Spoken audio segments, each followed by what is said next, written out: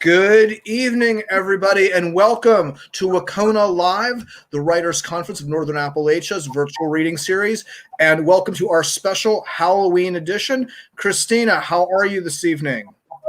Well, I'm very, very good. No, I'm very good.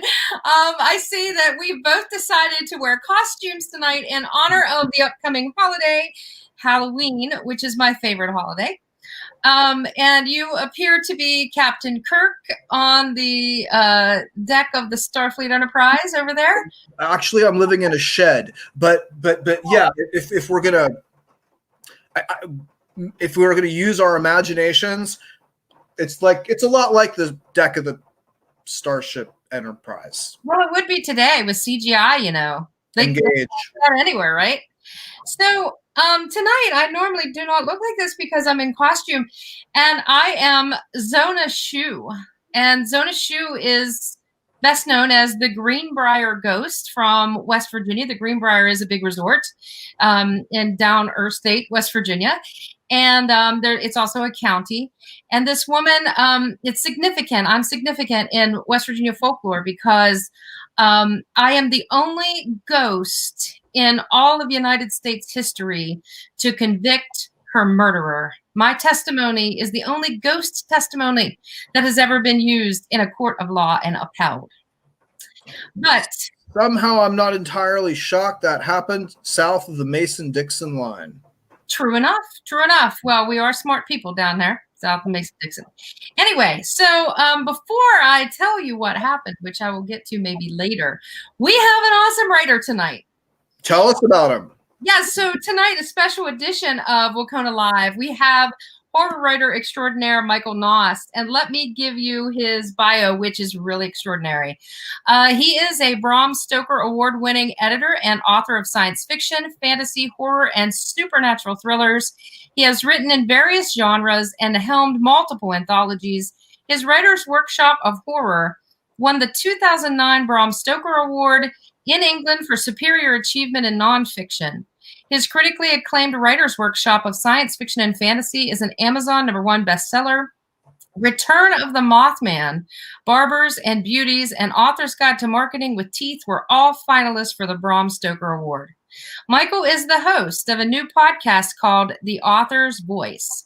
He received the Horror Writers Association's Silver Hammer Award in 2015 for his work as the organization's mentorship chair. He also received the prestigious J.U.G, Just Uncommonly Good Award from West Virginia Writers, Inc.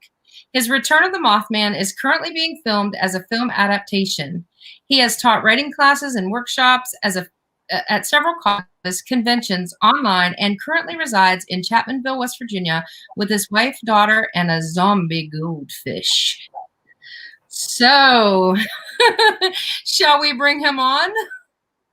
Absolutely. I want to hear more about the zombie goldfish. Me too. Of all the things, that's the most interesting part. Hi. So, hey, Michael, how are you? Good evening, Michael. I'm good, doing well. Excellent. So this zombie goldfish? Well, the whole thing comes down to, if anyone knows anything about fish, my daughter's 12 years old now, and she knows the gig is up. Basically, it wasn't really a goldfish. It was a betta fish we got for her when she was much, much younger. And the darn thing kept dying over and over and over again. And so instead of telling her about, of course, obviously it's not the same one, but to her, it was always the same one. She never saw that it was dead. So when we would see that it was dead, we would rush to the store and get another one. And so that's why we called it the zombie goldfish, because it had been died many, many, many times. And unfortunately, we don't have him anymore. So it was like Rumblefish Resurrection. Yes. And it was the most expensive fish that I'd ever had. So did you call him Lazarus behind that would have been good. That would have been really good. Right. Rising from the dead. Yeah. Anyway. So what are you reading for us tonight, Michael? Well, it's a ghost story that I had just recently written for an anthology. And I'm not at liberty to tell what the anthology is just yet, but I'm sneaking and going to read the story anyway. So, because we're all just friends here, and so I feel like being bad anyway. Well, it is the season. It's your season, right? It is, and for Lisa Morton, who is the president, she's the former president of the HWA. She and I are really close friends, and Lisa has written books on the history of Halloween and trick or treating, and she wrote the encyclopedia of it. And I had her on the radio program a couple of days ago, and we were both talking about how we're almost every day on a different television program. I was just on WSAZ a couple of days ago, and just so many different things. So this truly is our season as far as being busy, and everybody wants to know more about ghost stories and monsters and spooks and all kinds of the things that we love to be afraid of. Well, we are glad that you took time out of your busy season to be on our show. We really appreciate it. I'm honored. Okay, well, we're going to disappear, and we'll be back in just a little while. We look forward to your reading. All right. Well, the story that I'm going to read for you, this basically is a fictionalized tale that's based on a real ghost phenomenon, a legend here in where I live is Logan, West Virginia. And it was back in the 1920s, and a woman was murdered, and her name was Mamie Thurman, and she was murdered on 22 Mine Road. And to this day, they still don't know really who killed her. There was someone who an African American dwarf who was charged with the murder, but no one then or since then actually believed that he did it. So, but this story comes along with also a legend that is going on. So I'll read you the story. That's just a little bit of backstory for it. Think she'll show up? Brandon lowered the volume on the truck's radio so he could concentrate on the moonlit road, the only illumination within miles other than the F-150's headlights. You don't really believe this junk, do you, Jerry? You've heard the stories all your life, same as me. His expression was blank, as always. Blank is actually the wrong word, really. You have no way of knowing if Jerry is scared or concerned or just in desperate need of a good shit. Resting dumbass face is what his old man called it. Brandon glanced at the Walmart bag between them. I still don't know why you brought baby powders. You'll see. Jerry pointed ahead. There it is. Stop at the dip in the road. He pulled to the shoulder where a chorus of frogs trilled from the woodlands on both sides of the deserted highway. The mountains sure keep everything dark here.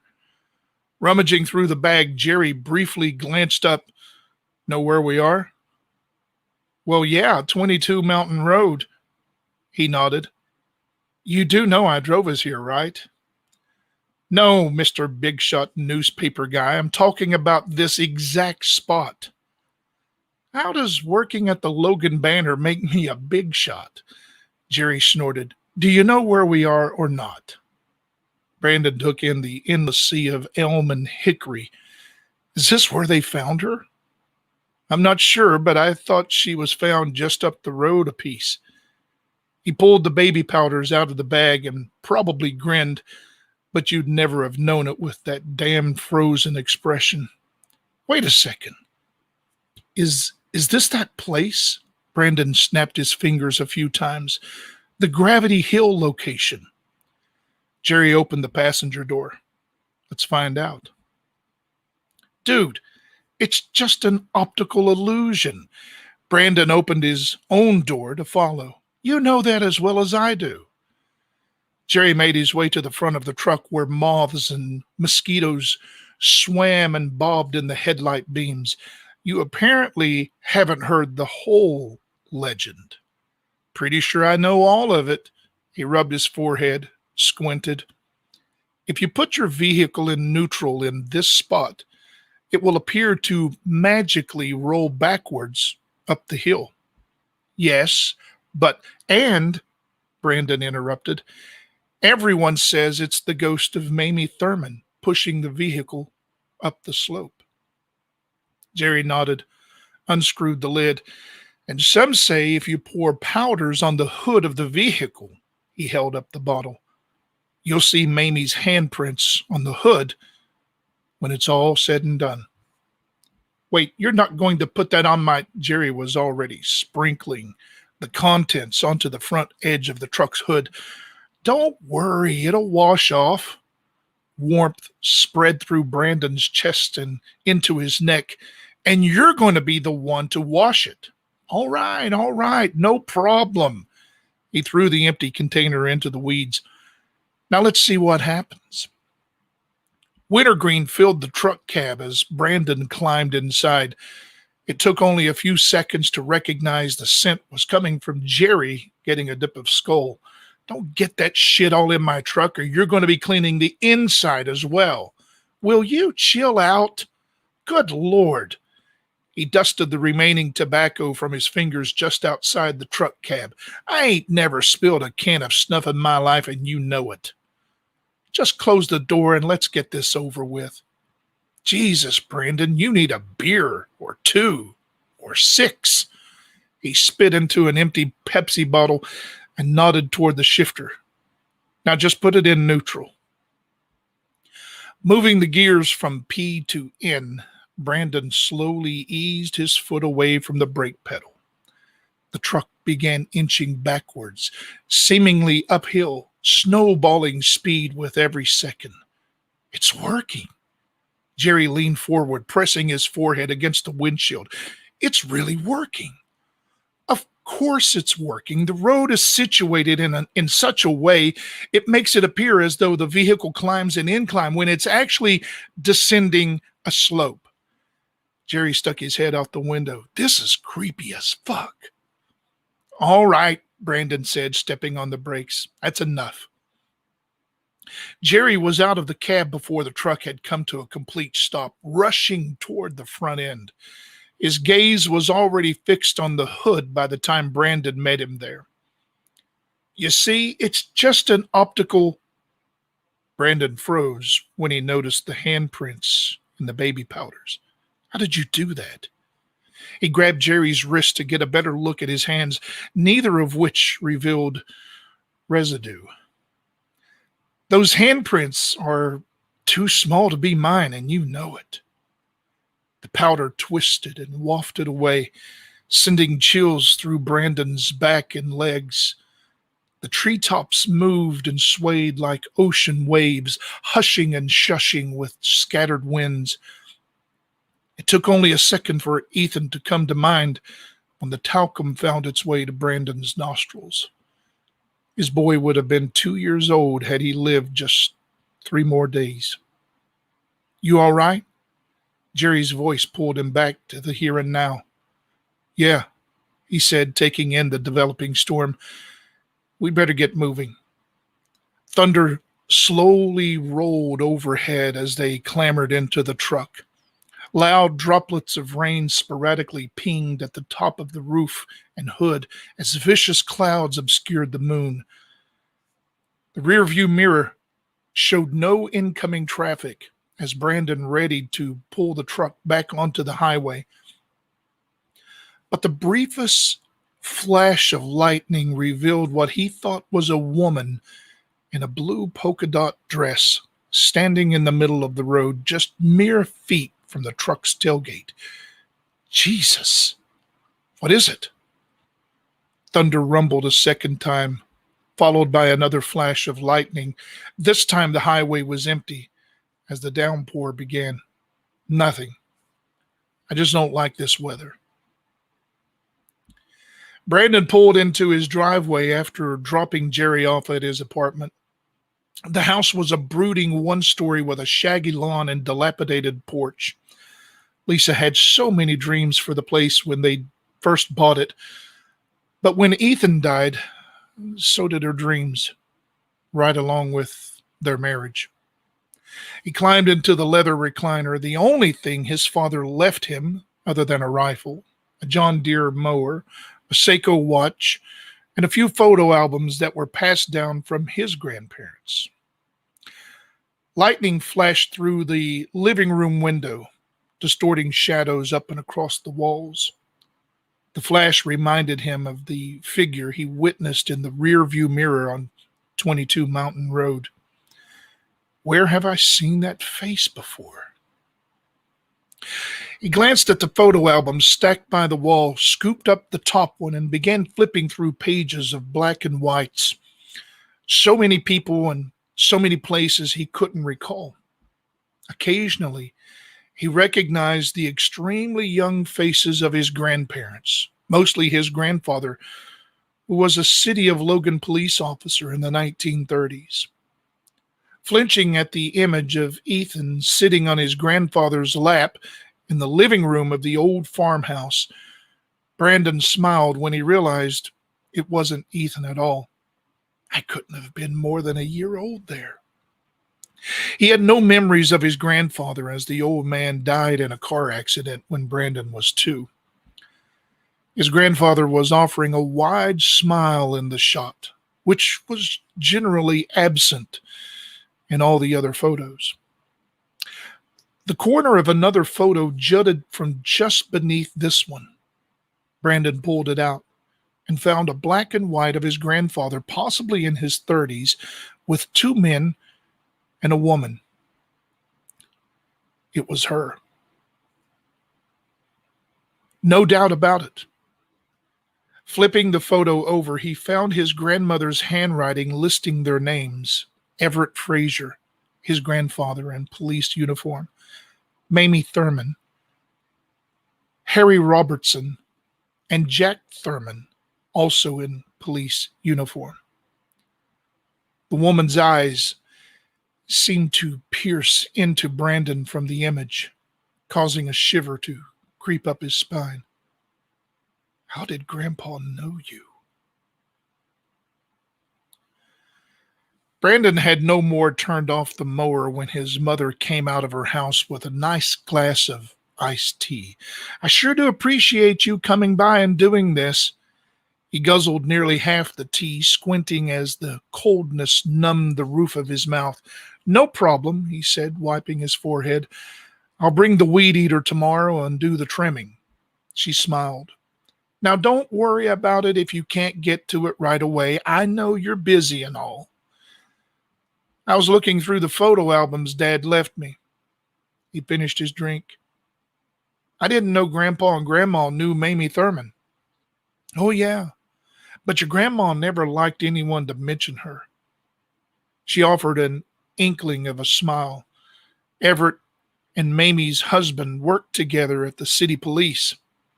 She lifted her painted eyebrows, and they were in business together at one point, I think. I had no idea. Your grandmother called her Harlot Thurman. How his mom was able to raise her brows just a little further simply amazed Brandon. And I never heard Gladys say a bad word about anyone. I can't believe that woman was murdered in 1932, Mom.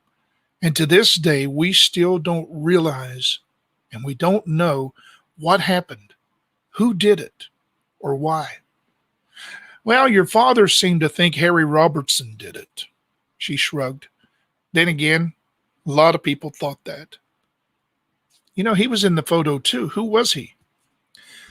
He was a well-to-do executive at the bank here in town.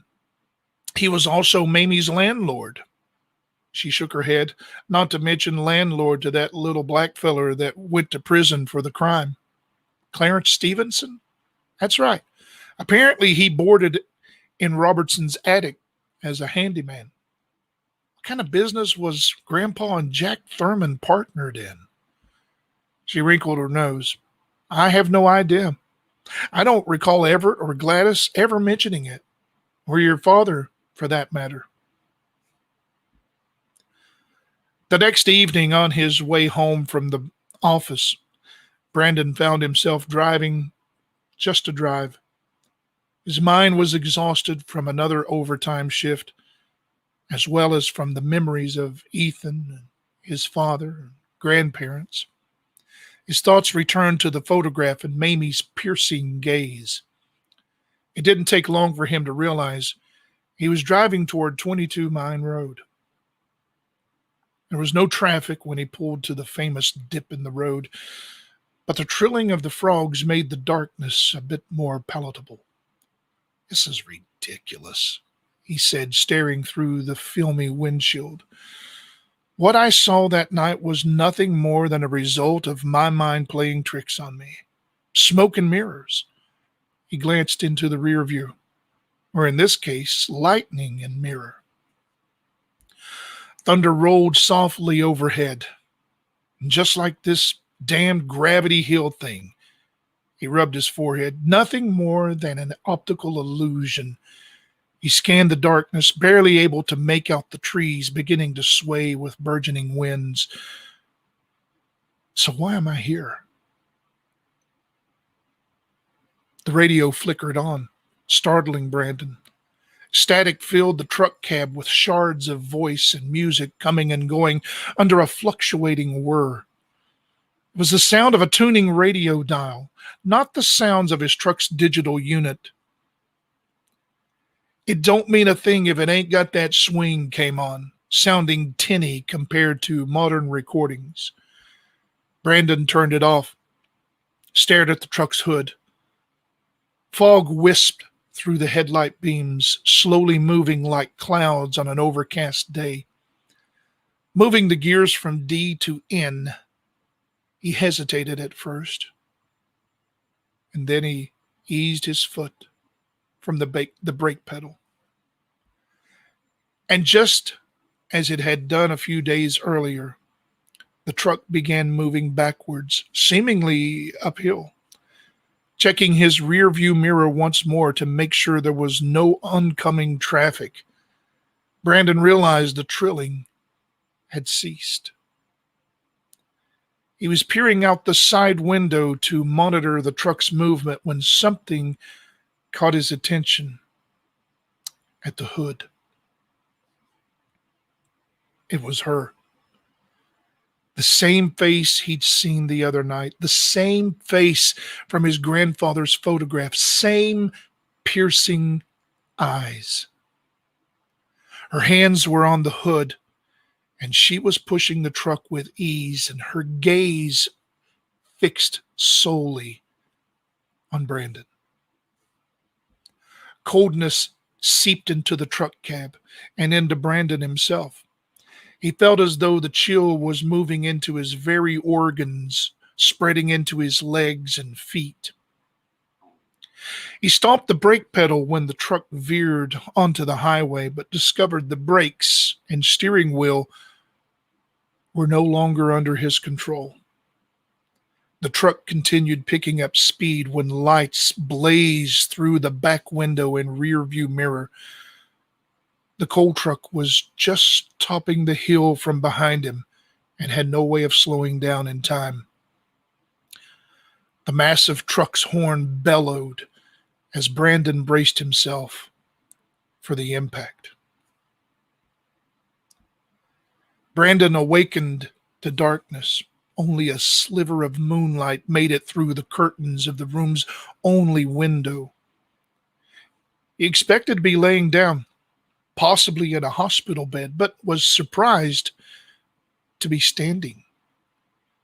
Exactly where he was standing, he had no idea, as the dank room was dark and cold. Feeling his way along to open the curtains, he recognized the bitterness of nicotine in the air, even tasted it. The drapes almost appeared to be moving, as though some vent or breeze was nearby, but he detected no airflow whatsoever. And using both hands at the center, he pushed the curtains apart and instantly jumped at movement on his hands and arms. Thousands of spiders scurried away, collectively resembling draperies being opened, allowing the moonlight to flood inside. Brandon jumped back, shaking the arachnids from his arms.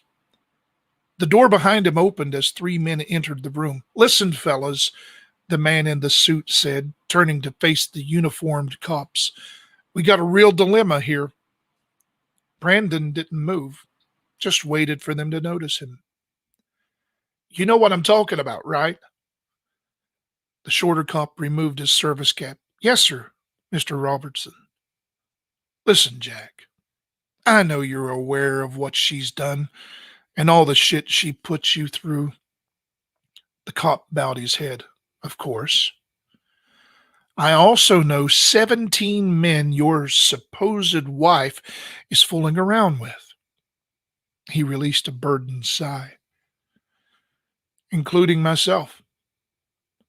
Brandon stepped back, realizing the men in front of him were somehow Harry Robertson and Mamie's husband, Jack. He froze, staring at them when his foot jostled a floor lamp. All three turned toward Brandon, gawking at the lamp. The taller cop turned back to the man in the suit. "Jack is known for years, Mr. Robertson. He and I have talked about it being a major hitch for our business." Brandon stepped forward. "Grandpa?" No one recognized he'd spoken, or even acknowledged he was in the room. "Grandpa, is that you?" "Well, she told me she thinks she's pregnant, and that it could be my child." Robertson put a hand on Thurman's shoulder. "I'm sorry, Jack, but you and Everett are going to have to fix this problem." Jack cocked his head. "What do you mean, fix the problem?" "Look, you and Mamie hate each other." He straightened his tie. "She fucks around on you, flirts with other Joes right in front of you, and shits on you at every given moment that she can." Jack tried to stand taller. "Well, what's all this got to do with you?" Robertson volleyed his gaze at the men. "I'll make you a deal." He leaned against the sofa's armrest. "You know Prohibition is going to be coming to an end sooner rather than later. Your little speakeasy could become Logan County's elite nightclub when that happens. That is, if you had the proper funding." Everett stepped closer. "What are you getting at?" "Well," Robertson shrugged, "you scratch my back, I'll scratch yours." Jack crossed his arms. "Meaning?" "Boys, if Louise finds out what's been going on, she'll leave me sure as the world, and I'll lose everything I've worked for." He offered a wiry smile. "So if you two take care of my problem," he turned to face Jack, nodded, "our problem, I won't lose my wife or my job at the bank or my place on the service commission." He turned back to Everett. "And you guys will get whatever loan you need to set up Logan County's biggest and best nightclub." Everett took out a cigarette, lit it. "What makes you think you got a deal?" Jack said, extending a hand to Robertson. The room warped and morphed into the interior of a car traveling on ridiculously bumping roads. Brandon's grandfather was sitting next to him in the back seat of what must have been a Model A, apparently unaware of his presence. "Is this claptrap going to make it to where we're going?" the woman in the passenger seat said. "I'm sick and tired of breaking down every 10 miles. Brandon leaned forward to get a better look at her. "It's her." Jack Thurman turned to Mamie from behind the wheel. "Don't worry, doll. We're almost there." What I'd like to know, Jack, is how on earth were you able to afford a radio for this junk pile? She switched on the dial and began bouncing about in the seat when "It Doesn't Mean a Thing If It Ain't Got That Swing" came on the airwaves. I love this song. She lit a cigarette while still bouncing to the beat. Duke Ellington is simply the bee's knees. A chill crawled up Brandon's spine. "Will you shut that blasted thing off?" Jack said, reaching over to do it himself. "We're almost there anyway." "You never answered me," Mamie said, turning to face Everett in the back seat. "Why are we picking up giggle water out here in the middle of nowhere, especially at this time of night?" "You know we have to take precautions." Everett didn't even look up from his hands. "We got to buy our hooch when and where we can until prohibition is lifted." The car sputtered and came to a stop in what must have been the darkest area on the planet. Mamie pointed a finger at Jack. "If you'd have spent the extra money on a decent machine rather than one with a radio, we'd already be home by now." Everett placed a hand on her shoulder. "Let's go, Mamie. It's your turn to push." Mamie released an exaggerated sigh, opened the door, and stepped out into the black night. Brandon followed Everett as he made his way outside as well. "Don't worry, Mamie," Everett said, walking to the rear of the vehicle. "Everything's Jake." Illumination from inside the car shined through the back glass, giving them just enough light to see what they were doing. "Oh, sure, Everett. Being stuck on this mountain at 3 in the morning is just berries, if you ask me." She placed her hands on the back of the car and leaned into it. Brandon's grandfather moved beside her, pulled the revolver from his holster, and shot her twice in the head before she could even hit the ground.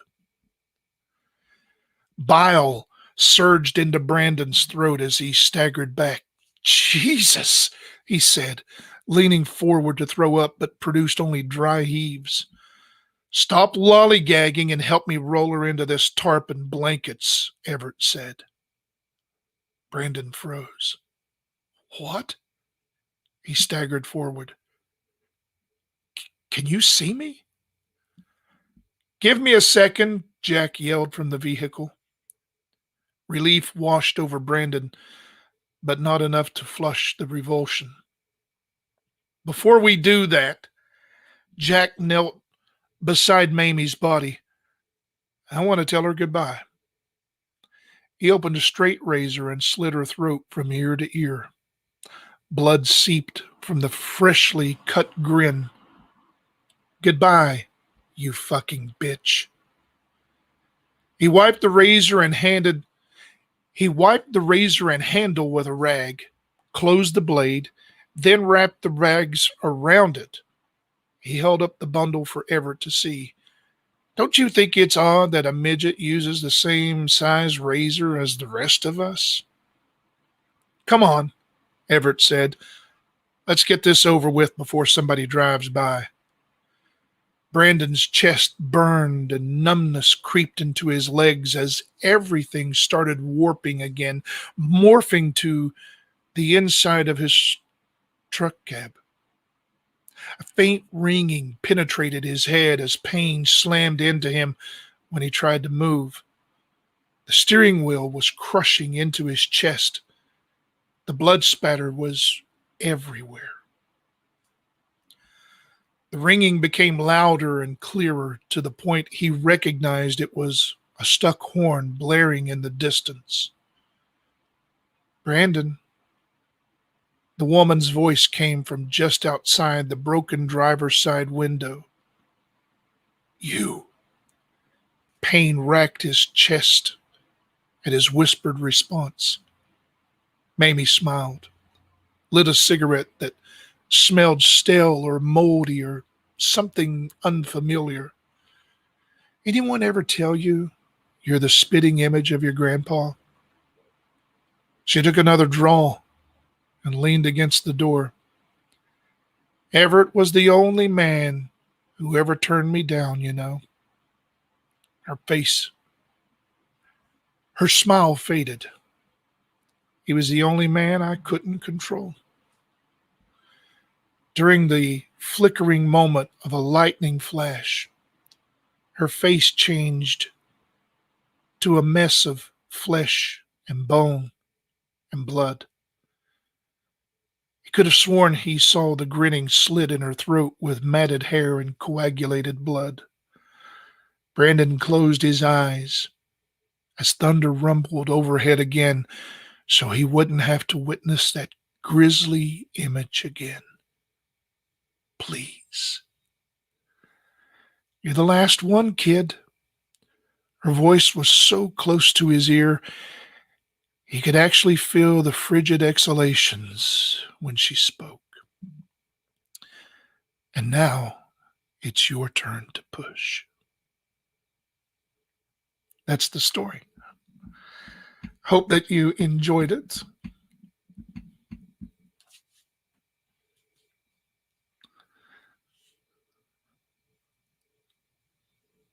I can't hear you guys. There you are. There you are. That was amazing, Michael. So it looks like Christina has transformed to the dead ghost rather than the living ghost now.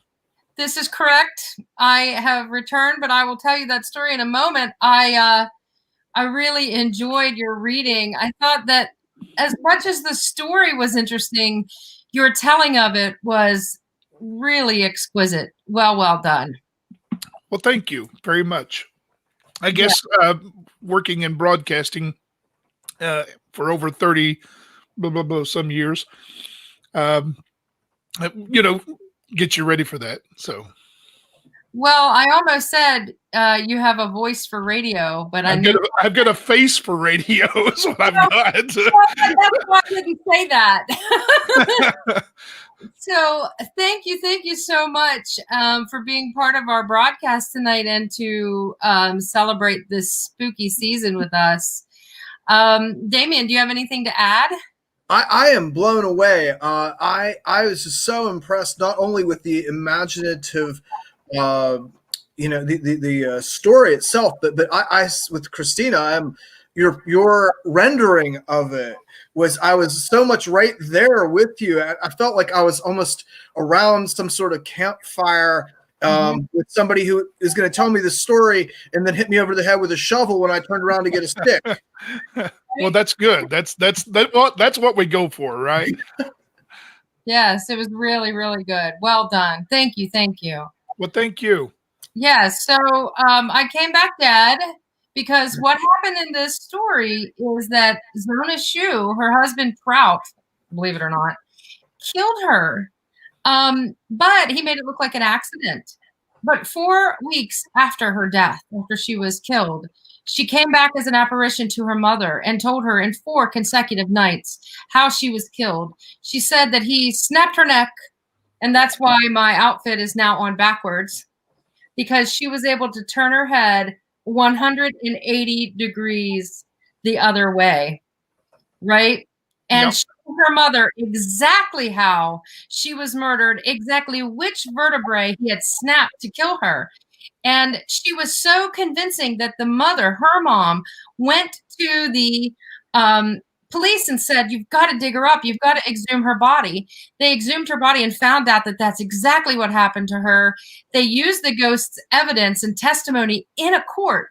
He was convicted, and then he was sentenced to prison right down the road from here in Moundsville, West Virginia, at the West Virginia State Penitentiary, where he died at age 39 of a pandemic, which is a very interesting thing. And he's buried in a Whitehall Cemetery, which is in an unmarked grave, which is a cemetery that houses our prisoners.